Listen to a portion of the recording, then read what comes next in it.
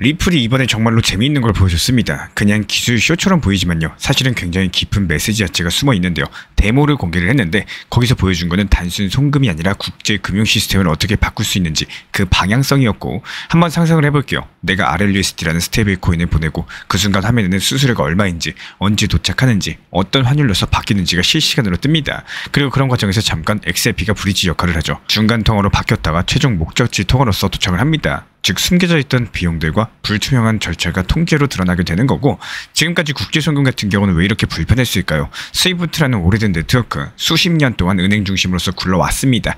며칠씩 걸리고 수수료가 어디서 얼마나 빠지는지는 아무도 모르죠. 실제로 돈을 보내면요, 내가 보낸 금액과 받는 금액이 다를 수밖에 없었던 거고, 이유도 모른 채로 그냥 돈이 줄어드는 경험들 아마 한 번쯤은 있으셨을 겁니다. 바로 이런 부분들을 리플이 겨냥을 했다라는 거예요. 그렇다고 이제 곧 은행이 다 채택하겠네, 이렇게 단순하게 보긴 또 어렵습니다. 현실적인 벽이 정말 많고요. 규제 문제, 은행의 리스크 관리, 시스템 안정성, 결제 시장은 단순하게 싸고 빠르다고 바로 움직이지 않습니다. 은행 입장에서는 문제가 생겼을 때 누가 책임을 지느냐, 이게 훨씬 더 중요하다라는 거고, 그래서 리플이 감사 기능, 보고서 다운로드 같은 기업용 툴까지도 같이 보여준 거예요. 싸게 보내는 게 목적이 아니라 신뢰를 쌓겠다라는 메시지입니다. 여기서 많은 분들께서 흔히 하는 오해가 있는데요. XRP가 조용하니까 이거 망한 거 아니냐, 가격 안 오르는 거 봐라, 뭐 이런 반응들이죠. 근데 이번 데모가 보여준 건 가격 얘기가 아닙니다. XRP는 점점 금융 인프라의 백엔드로서 움직이고 있다는 거고, 겉으로는 조용해도 구조는 꾸준히 진화를 해왔습니다. 만약에 이게 실제 은행 시스템이 도입이 된다면 어떻게 될까요? 우리가 당연하게 받아들였었던 국제 송금 구조 완벽하게 뒤집힐 수가 있는 거고, 송금이 며칠씩 걸리고 수수료가 얼마인지도 모르는 시대는 끝날 수가 있다는 겁니다. 이런 것들이 그냥 리플이 기술 자랑을 한 게 아니라 우리가 금융 인프라 속으로 들어가고 있다, 이런 것들을 선언을 한 거고, 그렇기 때문에 이번 데모 자체가 단순한 이벤트가 아니겠죠. XRP가 어떤 자리를 차지하려고 하는지, 앞으로 어디로 가고 싶은지, 이런 것들을 보여주는 중요한 장면입니다. 가격의 단기 등락에만 흔들리시기보다는요, 이런 구조적인 진화가 어떻게 시장에 안착하는지를 보는 게 훨씬 더 중요하다 말씀을 드려요. 결국에 시장은 구조를 따라갈 수밖에 없는 거고요. 오늘 이 데모 자체가 그 구조가 어떻게 바뀌고 있는지를 우리 눈앞에서 보여준 신호탄입니다. 그리고 리플이 지금 시장에서 뭔가 달라지고 있습니다. 최근에 일주일 사이에 네트워크 지표가 확연하게 변화됐어요. 활성 주소 숫자가 절반 가까이 줄어들었고요. 불과 한 달 전까지만 해도 하루에 5만 개가 넘게 찍히던 주소 숫자가 이제는 2만 개 수준에서 머물고 있는 상황이고, 이게 단순하게 수치가 내려간 문제가 아닙니다. 네트워크 활동이 줄어들고 투자자들이 발을 뺀다라는 거는 곧 심리가 꺾였다는 뜻이겠죠. 근데 여기서 끝이 아닙니다. 고래들의 움직임이 다시 포착이 됐고요. 거래소로 XRP 물량들이 대거 들어오기 시작을 했습니다. 과거에도 이런 패턴들은 종종 있었는데요. 고래가 물량을 옮길 때마다 시장은 긴장을 했었고, 왜냐면 보통 이런 흐름들이 단기 매도로 이어지는 경우가 많았기 때문입니다. 실제로 이번 유입량 자체가 올해 들어가지고 두 번째로 큰 폭이었고, 단순한 흔들림이 아니라 단기적으로 시장을 압박할 수 있는 흐름이라는 겁니다. 그리고 파생시장도 상황은 비슷한데요. 미결제 약정이 확 줄어들었는데 특히나 롱 포지션에 대한 청산 자체가 두드러집니다. 이게 말하는 건 뭘까요? 상승을 기대하던 돈들이 빠져나가고 있다는 신호겠죠. 결국에 온체인만 놓고 봤을 때 지금 XRP는 매수보다 매도 쪽으로 힘이 더 기울어져 있습니다. 이제 차트로 넘어가 보겠습니다. 현재 XRP는 3,900원대에 머물고 있고요. 차트를 보면 단기 21선을 넘지 못한 채로 계속 눌리고 있죠. 이런 것들이 단기 추세가 하락 쪽으로 꺾였다는 신호인 거고, 반대로 중장기 추세를 보여주는 200일선은 3,500원 근처에서 여전히 버텨주고 있습니다. 그래서 뼈대가 다 무너진 건 아니에요. 하지만 당장은 단기랑 중기가 서로 다른 방향을 가리키고 있다는 거고, 거래량도 눈여겨볼 필요가 있겠습니다. 고점을 찍을 때 폭발했던 거래량들이 지금은 확 줄어든 상태인 거고, 이게 단순한 조정이 아닙니다. 시장 참여 자체가 위축됐다는 거죠. 보조지표도 같은 얘기를 해줍니다. RSI는 42부근에서 머물고 있고요. 과매도까지는 아니지만 매수 힘이 확실히 약하다라는 거겠죠. MACD도 시그널선 밑에서 음봉을 이어가고 있는 상황이고, 단기 흐름들이 아직까지 반영되지 않았다는 뜻입니다. 결국에 우리 구독자분들 입장에서 중요한 거는 지지랑 저항이겠습니다. 위쪽으로는 4,080원, 그리고 4,660원, 이 두 자리를 뚫어줘야지 본격적인 반등 신호가 나오는 거고, 아래쪽으로는 3,500원, 만약에 이 자리가 무너지면은 2,980원까지도 열릴 수가 있겠습니다. 지금 XRP는 온체인과 차트가 동시에 같은 메시지를 주고 있는 상황이고요. 단기적으로는 약세, 그리고 관망이 필요한 구간이겠죠. 무리하게 들어가는 자리가 아니다라는 거고, 지지선 근처에서 분할 매수의 기회를 보시면서 반등이 나오면은 저항대에서 일부는 반드시 챙기는 게 맞겠습니다. 이 시점에서 우리가 기억해야 될 건 하나입니다. 오늘의 3,900원이 중요한 게 아니라요, 시장의 구조가 어떻게 움직이고 있는지 여부겠죠. 숫자는 충분히 오르락내리락 할 수 있어요. 하지만 구조가 조금씩 바뀌고 있습니다. XRP가 제도권으로 들어가는 흐름들, 그리고 그런 길을 위해서 이런 조정들이 단순한 소음일 수가 있기 때문에 지금 필요한 건 조급함이 아니라 버티면서 구조를 읽어낼 수 있는 눈입니다. 오늘 시장이 정말로 정신없었습니다. 비트코인 가격이 11만 달러를 넘어섰다가 다시 밀리고 또 잠깐 반등했다가 출렁이는 장면이 나왔습니다. 이더리움 ETF는 2달 만에 100억 달러, 우리 돈으로 14조 원이 넘는 돈이 밀려들었죠. 동시에 장기 보유자들은 대규모 매도에 나섰습니다. 숫자만 놓고 보면 참 혼란스러운 그림이죠. 그런데 여기서 진짜 중요한 질문 하나 해보겠습니다. 우리가 봐야 되는 건 가격일까요? 아니면 구조일까요? ETF 자금 유입, 이런 것들이 단순히 돈이 들어온다는 게 아니라 지난 2달 동안 꾸준히 매일같이 들어오고 있습니다. 마치 강물이 끊임없이 흘러들어오는 것처럼 같은 시간에 비트코인 네트워크 해시레이트는 사상 처음으로 1제타 해시를 넘어섰습니다. 이게 무슨 뜻이냐? 네트워크가 그만큼 강력해졌다는 뜻인 거고 채굴 난이도도 당연히 올라가겠죠. 쉽게 말씀드려서 기반 체력이 지난 과거랑은 비교할 수도 없을 만큼 단단해졌다는 뜻입니다. 그리고 기업들의 장면도 같이 보셔야 되는데요. 미국 거래소 제민이 아예 나스닥 IPO 신청서를 냈습니다. 주당 공모가가 17에서 19달러, 목표 모금액이 3억 달러를 넘겼고요. 일본 메타플래닛은 더 과감해요. 2027년까지 21만 비트코인을 매입하겠다라고 주총에서 승인을 받았고요. 트럼프의 아들 에릭 트럼프까지도 회의에 참석해서 화제가 된 상황입니다. 이미 2만 개가 넘게 보유한 회사가 앞으로 10배 이상 더 사들이겠다라고 못을 박은 거고, 그리고 홍콩, 아부다비, 두바이 이 무대들이 다 열려있는 상황이죠. 홍콩 상장사는 일반 이더리움을 샀고요. 아랍에미리트 상장 부동산 기업은 비트코인과 이더리움, 테더까지도 결제를 받겠다라고 발표를 남겼습니다. 이제부터 암호화폐는 특정 지역과 특정 투자자의 장난감이 아니라는 거예요. 전 세계 주요 자산 시장의 제도적인 흐름 속으로 본격적으로 들어가고 있다는 거고, 물론 잡음도 있었어요. 스타크넷이 또 블록 생성이 멈췄었고 국내 거래소들은 하루에도 몇 번씩 입출금 중단 공지를 쏟아냈습니다. 투자자 입장에서는 당장 불편하고 불안한 뉴스일 수밖에 없겠지만요. 여기서 중요한 건 바로 이겁니다. 이런 다운타임, 이런 점검들이 구조를 무너뜨리는 사건은 아니라는 거, 기술적인 절차일 뿐인 거고 기록으로 남고 다시 복구가 됩니다. 그래서 겁을 먹을 필요가 없어요. 그리고 이쯤에서 우리가 흔히 오해하는 지점을 정리해 보겠습니다. 첫 번째로 ETF가 있으면 바로 직선 상승한다? 절대 아닙니다. ETF는 자금을 끌어오는 통로인 거지 가격 로켓이 아니라는 거고, 실제로는 계단처럼 오르고 내리면서 이런 과정들에서 투자자들의 심리를 시험을 합니다. 그리고 두 번째로 레이어 2가 멈췄다고 끝났다? 이것도 아닙니다. 블록체인이라는 건 설계상 잡음이 발생할 수밖에 없는 거고 복구 과정은 시스템에 내장이 되어 있죠. 그리고 세 번째로 상장사가 밈코인에 투자했다는 뉴스들, 곧 폭등한다, 뭐 이런 기대감 위험합니다. 회사의 전략 자체가 단순히 홍보성 발표가 아닌 거고 회계랑 재무 구조 안에서 움직이겠죠. 결국에 단기적으로 봤을 때 요란한 숫자가 오고 가고 있지만 구조는 점점 더 안으로 파고들고 있다는 거. ETF 자금은 수급의 바닥을 두텁게 만들면서 네트워크 체력은 변동성의 파도를 버티게 해줍니다. 기업의 회계 전략은요, 코인을 제도권 안에 깊게 고정을 시켜주고 있습니다. 이런 것들이 앞으로 중요한 건 속도가 아니라 지속성이겠죠. 빠른 폭등을 원하는 사람들에게는 답답할 수 있겠지만 결국에 다음 사이클의 바닥과 천장을 설계하는 것은 이런 구조의 변화입니다. 그러니까 우리는 오늘의 파동을 단순하게 가격 뉴스로만 받아들이면 안 된다는 거고, 이런 것들이 한 사이클 전체를 새로 쓰는 장면이라는 거예요. 공포랑 흥분에 휘둘리기보다는 자금의 방향과 네트워크의 체력을 읽을 줄 아셔야 되는 거고, 그래야지만 흔들림 속에서도 계획을 지킬 수가 있겠습니다. 지금 같은 경우는 하루의 뉴스가 아니라 한 세대의 지문을 읽는 시간입니다. ETF 자금, 기업의 회계 변화, 네트워크의 체력, 그리고 이 세 가지는 향후 10년 암호화폐 시장의 운명을 바꿀 수 있는 키워드겠죠. 우리가 이런 것들을 읽어낼 줄 안다면 단순한 가격 싸움에서 벗어나서 구조의 파도를 타고 갈 수가 있겠습니다. 그리고 이번에 미국에서 상당히 중요한 숫자가 나왔어요. 바로 제조업 지표인데요. 정말로 이상하죠. 같은 날에 발표된 두 가지 숫자가 전혀 다른 이야기를 하고 있습니다. 한 개는 경기가 살아난다라고 말을 하고 또 다른 하나는 아직 수축 중이다라고 말을 하고 있는데요. 이게 도대체 무슨 뜻일까요? 먼저 S&P에서 발표한 제조업 PMI입니다. 53이 나왔고 지난달 49.8 대비 훌쩍 뛰어올라서 이제는 50선까지도 넘어선 상황입니다. 이게 교과서적으로 말하면 확장 국면에 들어섰다는 신호인 거고 드디어 제조업이 다시 커지고 있다는 거겠죠. 그런데 바로 이어서 나온 ISM 제조업 PMI는 48.7로서 여전히 50 아래입니다. 조금 나아지긴 했지만요. 지난달 48보다는 높아졌다 보니까 엄밀히 말했을 때 아직까지 줄어드는 구간, 경기 위축세를 벗어나지 못했다는 뜻이겠죠. 똑같이 제조업을 보여주는 지표인데 왜 이렇게 차이가 나냐? 바로 표본 자체가 다르기 때문입니다. 이 PMI는 글로벌 기업들을 더 많이 반영을 하고 전 세계의 수요 회복, 중국이나 유럽 쪽 반등 신호가 먼저 잡혀주는 거죠. 반대로 ISM 같은 경우는 미국 내부 기업들의 상황을 보여줍니다. 그러니까 미국 안쪽에서는 여전히 힘이 빠져있는 그림들이 그대로 드러날 수밖에 없는 거고, 한마디로 전 세계는 조금 살아나는데 미국은 아직 버겁다. 이게 오늘의 핵심입니다. 근데 사람들은 흔히 숫자만 보고 좋다 나쁘다를 단순하게 말을 하세요. 이거 53이네 경기 확장이다, 혹은 48이네 여전히 수축이다, 이런 식으로 말씀을 하시는데, 하지만 이거는 반쪽짜리 해석이다라고 말씀을 드려요. PMI라는 거는 경기의 방향을 미리 보여주는 선행 지표일 뿐이지 절대적인 경기 판단 기준이 아닙니다. 더구나 두 지표가 대상부터 다르다 보니까 이 차이를 모르면 잘못된 결론에 빠지기가 쉽다라는 거예요. 하지만 시장은 이 숫자를 과연 어떻게 받아들일까요? 달러 같은 경우는 강세냐 약세냐 갈팡질팡할 수밖에 없는 거고, 금리도 역시 위로 갈지 아래로 갈지 뚜렷하게 정하지 못할 겁니다. 증시는 섹터별로 갈릴 가능성이 클 거고, 성장주는 금리 움직임에, 그리고 경기 민감주는 PMI 방향을 따라가겠죠. 그럼 우리가 가장 관심 있는 암호화폐 시장은 어떨까요? 오늘 같은 날은 특히 조심하셔야 됩니다. 달러가 약세로서 가고 금리가 눌리면은 비트코인이 먼저 꿈틀거리겠죠.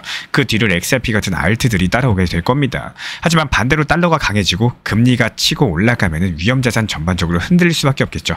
코인도 직격탄을 맞을 수밖에 없는 거고, 그래서 오늘 같은 날은 확신 매수보다는 확인 매수가 맞다라고 말씀을 드려요.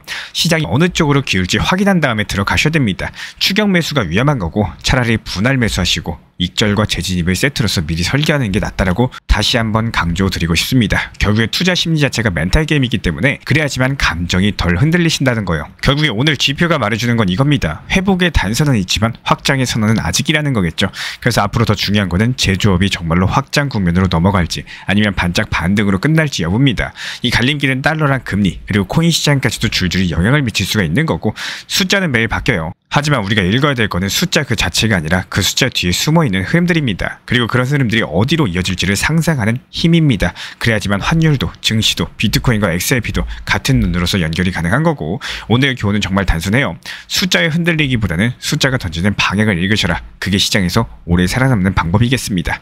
우리 구독자분들께 하나 여쭤보고 싶습니다. 과연 시장이 좋을 때가 기회일까요? 아니면 반대로 시장이 안 좋을 때가 진짜 기회일까요? 사람마다 생각이 다르겠지만 제가 중요하게 보이는 포인트는 정말 단순해요. 시장이 좋을 때가 아니라 오히려 시장이 안 좋을 때가 진짜 기회라는 겁니다. 시장이 좋으면 결국에 내가 원하든 원치 않든 가격은 올라갈 수밖에 없겠죠. 근데 문제는 내가 준비가 안 되어 있을 때예요. 수량도 제대로 모으지 못했고 이제 막 시작 단계인데 시장이 급등을 한다. 그러면 수익은커녕 오히려 아쉬움만 남습니다. 이미 상승을 했으니까 똑같은 투자금으로 살 수 있는 코인 개수가 확 줄어든다라는 거고, 예를 들어가지고 불과 1년도 안 된 시점에 리플이 600원이었을 때 1000만 원이면은 16,600개를 살 수가 있었습니다. 근데 지금은 같은 돈으로 고작 2,500개 정도밖에 사지 못합니다. 이 차이가 엄청나지 않나요? 결국에 진짜 기회는 시장이 오르기 전 조용하고 관심이 덜한 시절이었단 말인 거고, 투자 원칙은 정말 단순해요. 싸게 사서 비쌀 때 판다. 그 기본을 지키시면 되는 겁니다. 그래서 시장이 안 좋을 때, 비교적 낮은 가격일 때 분할 매수로서 최대한 많이 모아두셔라 말씀드려요. 야구로 치면 출루를 많이 해야지 말로 홈런이 터질 수 있는 것처럼 낮을 때 꾸준히 모아둬야지 높은 자리에서 빛을 볼 수가 있겠습니다. 비싼 가격에 쫓아 사면은 결국에 남들보다 불리한 자리에 서는 겁니다. 그러면 투자 심리가 흔들리고 고점에 추격 매수하고 저점에서 손절하는 이런 악순환에 빠지게 되겠죠. 그러니까 지금의 가격이 정말로 고점일지 아니면 또 다른 기회의 저점일지를 잘 공부하고 분석을 하셔야 된다는 거고, 단기 저점을 잡아가는 원칙 매매를 반드시 지키시기를 권장을 드리고 싶습니다. 그래야지만 하락장이 두려움이 아니라 새로운 기회가 될 수가 있다는 거예요.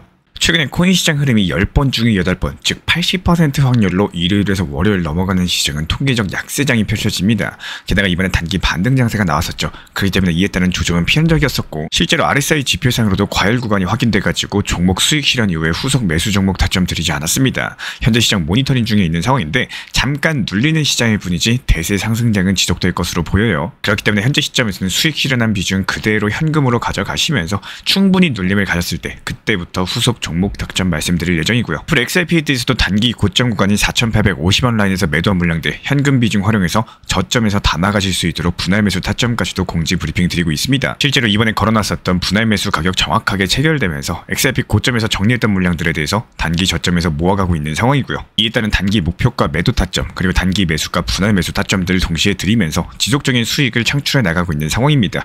거대한 XRP 리플 우상향이라는 흐름 안에서 이렇게 상승과 하락 자체가 마치 파도처럼 출렁이고 있는 상황이기 때문에 이런 파도를 활용하셔가지고 고점에선 팔고 나오고 저점에서는 물량 늘려나가고 있습니다. 상승이 시작하기 전에 매수했다가 하락장이 나오기 전에 매도하실 수 있도록 실시간 정보 받아보고 싶으신 분들은 현재 보이시는 번호로서 문자 신청 주시면 입장 도움 드리도록 하겠습니다. 우리 신사 채널 구독과 좋아요 부탁드릴게요. 현재 제가 안내드리고 있는 정보방 입장에 대해서 관심이 있으신 분들이 최근에 많아지셨습니다. 간단하게 한번 설명드려보도록 하겠습니다. 먼저 항상 무슨 일이 있어도 업비트, 빗썸, 현물 매매로서만 안내드리고 있기 때문에 원칙 매매를 잘 활용하시는 것들을 추천을 드려요. 이 세 가지 방으로서 안내를 드리고 있는데요. 첫 번째로 가장 구독자분들께서 관심 있어 하시는 리플 전용방입니다.